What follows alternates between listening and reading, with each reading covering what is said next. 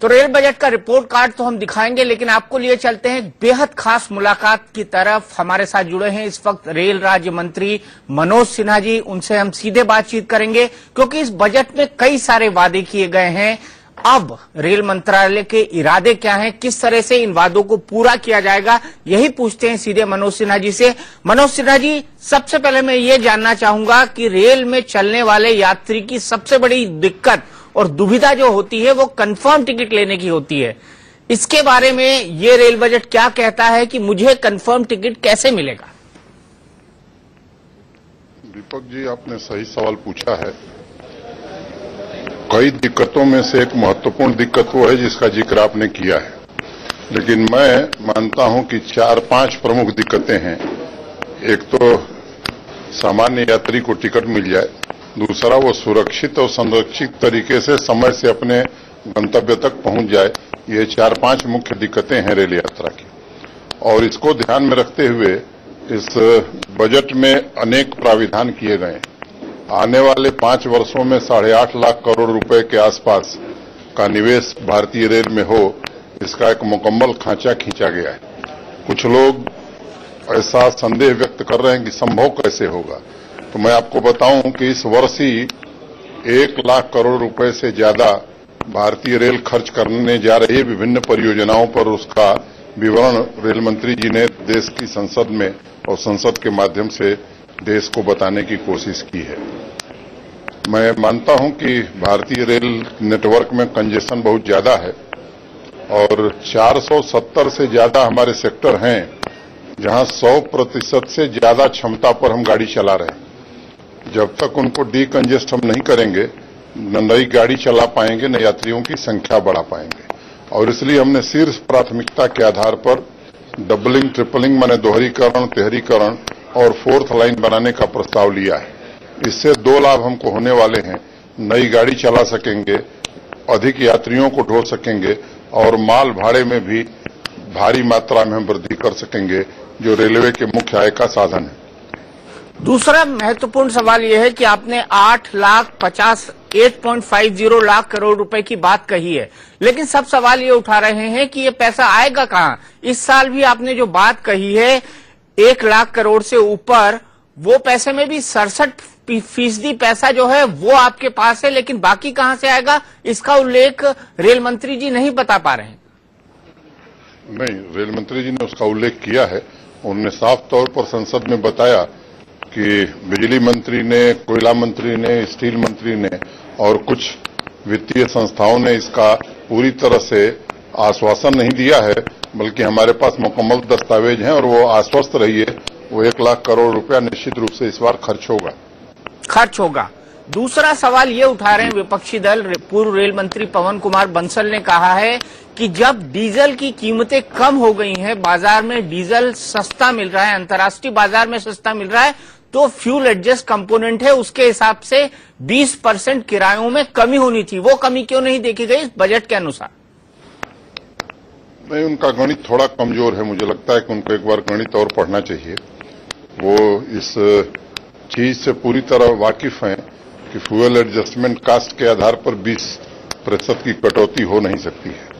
और तथ्य में अगर आपको बताऊं तो भारतीय रेल का किराया देश में भी बाकी जो हमारे ट्रांसपोर्ट के साधन हैं उनसे काफी कम है, और अंतर्राष्ट्रीय स्तर पर भी देखें तो काफी कम किराया भारतीय रेल वसूल करती है। माना आपकी भारतीय रेल काफी कम किराया वसूल करती है, लेकिन भारतीय रेल को अभी पैसों की जरूरत भी है। जैसा आपने कहा, जितनी सुविधाएं आप देना चाहते हैं उसके हिसाब से भारतीय रेल को आमदनी भी बढ़ाने की जरूरत है। लेकिन यहां पर जो सबसे बड़ा सवाल है वो बुलेट ट्रेन को लेकर है। भारत चाहता है कि बुलेट ट्रेन चले, भारत चाहता है कि हाई स्पीड ट्रेन चले। आपने कहा कि इसकी जो फिजिबिलिटी रिपोर्ट है, आपने कहा कि इसका जो सर्वे कराया जा रहा है उसकी रिपोर्ट मध्य तक आ जाएगी। तो क्या 2016 तक या 2017 तक हमको बुलेट ट्रेन देखने को मिल जाएगी? आपने 2 प्रश्न पूछे हैं और क्रमानुसार दोनों का मैं उत्तर देता हूं। पहली बात कि किराया बढ़ा करके भारतीय रेल की आय बढ़ाई जाए। दूसरा तरीका ये हो सकता था कि अधिक सुविधाएं देकर के भारतीय जनमानस को तैयार करना कि नहीं, हम अब भुगतान करने के लिए तैयार हैं। तो हमने दूसरा रास्ता चुना है, अच्छा नेटवर्क बनाना और अच्छी सुविधा प्रदान करना, ताकि सामान्य यात्री और देशवासी इस मन स्थिति में आ सकें कि नहीं, अब भारतीय रेल हमारे अनुकूल हो गई है, अगर इनको पैसे की जरूरत है तो देना चाहिए। जो जहां तक बुलेट ट्रेन की बात आपने कही, तो मुझे लगता है कि न तो कभी सरकार ने, न प्रधानमंत्री, न पिछले रेल मंत्री ने, न इस रेल मंत्री ने, किसी ने कोई समय सीमा नहीं निर्धारित की थी कि बुलेट ट्रेन हम 16-17 में चलाने वाले हैं। पिछली बार भी जब 100 करोड़ रुपए वित्त मंत्री जी ने हाई स्पीड रेल कॉरिडोर के लिए दिया था, तो उस समय भी ये बात नहीं कही गई थी कि 1 वर्ष में बुलेट ट्रेन चलने वाली है। और मुझे लगता है कि आपको तो निश्चित रूप से मालूम है और देश के हर पढ़े लिखे आदमी को मालूम है कि जायका की दूसरी डिटेल स्टडी रिपोर्ट जब आएगी, उसके बाद सरकार निर्णय करेगी। निर्णय के बाद न्यूनतम 6 से 7 वर्ष लगेंगे हाई स्पीड रेल कॉरिडोर बनाने में। बिल्कुल, तो आपने बताया कि क्या टाइम फ्रेम होगा इसके लिए, लेकिन दूसरा एक सबसे बड़ा सवाल है, वो लोग उठा रहे हैं, हमने जिन आम यात्रियों से बात की उनका मानना है, और वो ये है कि आपने अब जो टिकटों की बुकिंग है उसको 4 महीने पहले कर दिया है। उससे आपको नहीं लगता टिकटों की होर्डिंग का बढ़ावा मिलेगा? क्योंकि आम यात्री जो है वो 4 महीने पहले अपनी यात्रा की प्लानिंग नहीं करता है, दलाल ये सब टिकट करा लेंगे, फिर वेट लिस्टेड की लंबी लाइन होगी, औने पौने दामों में वो टिकट मिलने लगेंगे। मैं आपको बताऊं कि ये निर्णय जो है यात्रियों के सुझाव पर ही लिया गया है। 20,000 लोगों ने बजट के पूर्व सुझाव दिए थे देश भर से, जो सामान्य यात्री भी हैं, देश के नागरिक भी हैं। उनमें से अनेक लोगों का ये सुझाव था कि अगर ये 60 दिन की समय सीमा को बढ़ाकर आप 120 दिन कर देंगे, तो ये दलाल किस्म के जो लोग हैं, ये शायद इतने दिन तक पैसा निवेश करके और टिकट नहीं रख पाएंगे, तो इसमें कमी आएगी, और इसी के कारण ये कदम उठाया गया है। अगर इसका विपरीत परिणाम दिखेगा तो तुरंत उसे खत्म कर देंगे। आप तुरंत खत्म कर देंगे अगर इसका विपरीत परिणाम दिखेगा? तो ये बड़ी बात आपने कही है। ऑपरेशन 5 मिनट का जो आपने मिशन शुरू किया है, इसको कैसे इंप्लीमेंट करेंगे? क्योंकि टिकट वेंडिंग मशीन अगर आप लगाते हैं तो सबसे निचला तबका इस सामान्य वर्ग के जनरल कोचेज में सफर करता है, क्या वो इतना टेक्नोलॉजी सेवी होगा कि उसको पता लग पाएगा? अगर आप टिकट विंडो में उसको खड़ा करते हैं, वहां पर भी लंबी लाइन लगेगी क्योंकि वो इमरजेंसी में ट्रेवल करता है। ये फंडा मुझे समझ नहीं आया सर।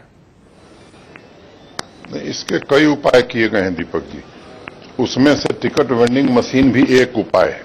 अब सामान्य लोग भी टिकट बेचने का कॉन्ट्रैक्ट रेलवे से ले सकते हैं, इस तरह का विज्ञापन पिछले दिनों रेल ने निकाला था। कोई जरूरी नहीं कि रेलवे स्टेशन पर ही टिकट बेचे जाएं, अपने गांव में या बाजार में बैठ करके भी लोग टिकट बेच सकते हैं। तो इस तरह से कई उपाय हमने किए हैं, जिससे आने वाले समय में यात्री को कम समय में टिकट प्राप्त हो, और लक्ष्य यही है कि 5 मिनट में प्राप्त हो। जो सबसे बड़ी बात कही जा रही है, प्रधानमंत्री जी ने भी उल्लेख किया कि हमने एक भी नई ट्रेन नहीं चलाई है।